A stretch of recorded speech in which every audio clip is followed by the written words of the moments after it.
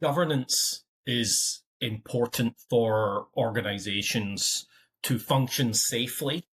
Too many organizations, if you've got extremely high levels of governance within your organization, you're probably going to have a great deal of difficulty taking advantage of opportunities and dealing with surprises, right?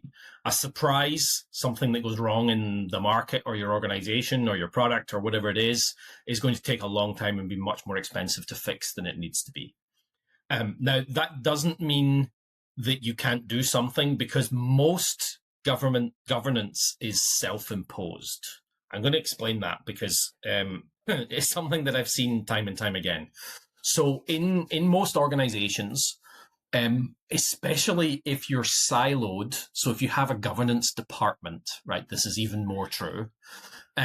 Just like if you have a security department, you've weird security decisions. There's this idea of local optimization rather than system optimization.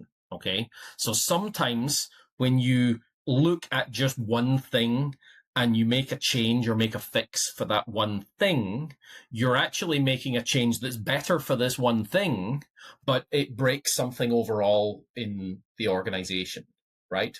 So a really silly example is, let's say you have a cog in a machine and you're looking just at this cog and it's slow to turn because it's pushing against all these other cogs in the system. What would make this the most efficient cog possible? Well, if we delete all the teeth from the cog, then it can just spin freely. But now it no longer drives the rest of the system. It's no longer part of the rest of the system, right? We've made a local optimization that makes this better, but it doesn't help us overall. And that's what often happens when governance is a separate department, when governance is a group of people in I'm going to say ivory tower, because the architecture one is very close to that, but in an ivory tower, and they're making decisions about governance for the sake of governance. They're not making decisions about governance to provide value, safety, and security to the organization. They're doing it for the sake of governance. And what you find often happens is they take the externally imposed regulatory governance that you might be required to meet, right? There might be government regulations, there might be industry regulations, there could be HIPAA, there could be FDA, there could be whatever the things, FAA, whatever regulations you come under. SOX audit, right, being one. SOX audit is a great example. And they don't, what you're supposed to do to meet a SOX audit is you're supposed to do the absolute minimum that it says in order to meet a SOX audit. So, for example, you have to be able to trace who did what in the system. But it doesn't have to be easy to trace who does what. It just has to be traced. So writing a log file, for example, is adequate. If you have to go look it up because you're being audited or because something's gone wrong, you can look it up, right? It might cost you a little bit more for that one time, but overall, it costs you a lot less because you don't have to build any systems around maintaining the audit logs, being able to query the audit logs. All of that stuff is time and expense you don't need. So SOX audit, the people who created the SOX audit expect you to do the absolute minimum you need to meet that minimum bar, which is the SOX audit. But that's not what happens in organizations. What happens is overzealous, and maybe I'm bringing in a little bit of bias there, but overzealous compliance folks think about, well, if this is the minimum bar, then we should be here, right? We should be much higher than the minimum bar to protect ourselves. But that's not true. You only need to meet the minimum bar to protect yourselves. That's it. You've met the compliance, right?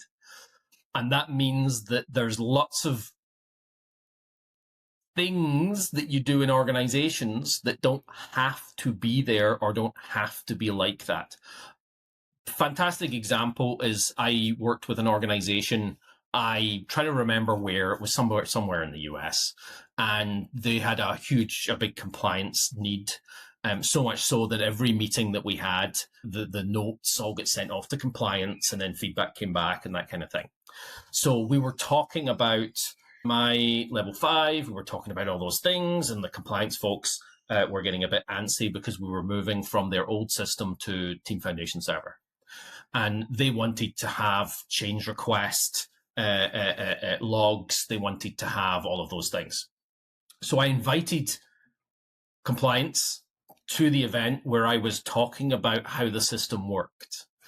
And in Azure DevOps, it maintains every value of every variable that ever was on a work item. Every field, the full history of that field is maintained. It's never lost.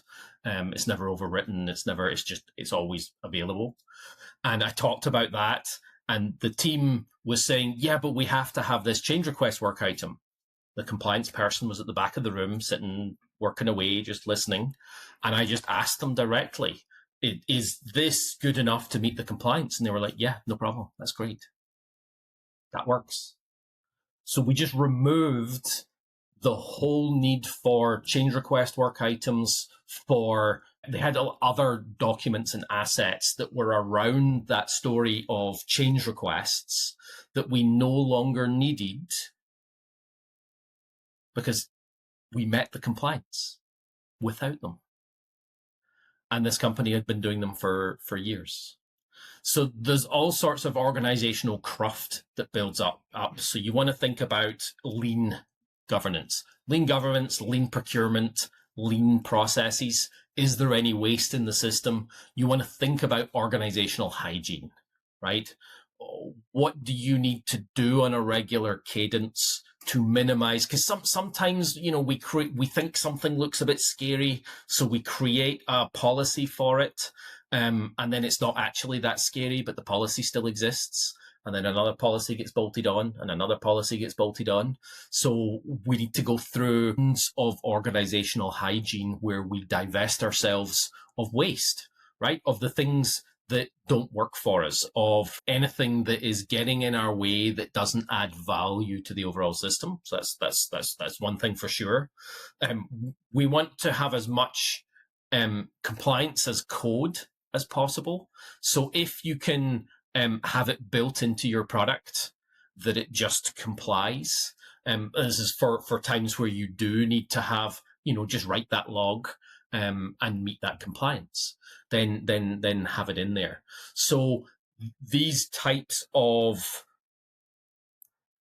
governance should be met in the absolute minimum required, minimum amount of work, minimum amount of effort, minimum amount of code, minimum amount of everything required to meet the compliance, and no more.